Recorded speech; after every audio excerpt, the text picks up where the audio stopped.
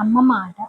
జలజలా పారే నది ఒడ్డున ఉన్న ఒక చెట్టుపై ఒక పక్షి గూడు కట్టుకొని తన చిన్న చిన్న ముగ్గురు పిల్లలతో సంతోషంగా కాలం గడుపుతున్నాయి.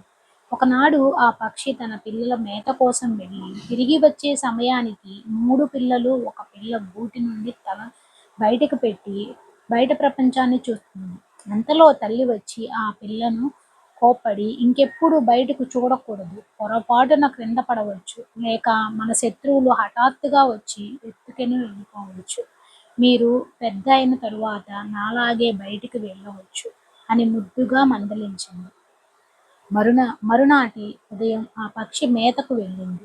అమ్మ మాట లెక్క చేయకుండా ఆ పక్షి పిల్ల మరలా గూటి అంచు వరకు వచ్చి బయట వింతలను చూస్తుంది. ఆ సమయంలో పెద్ద గాలి వీయడంతో పట్టు తప్పి కాలు జారి నదిలో పడి కొట్టుకొని పోయి ప్రాణాలు వదిలేసింది.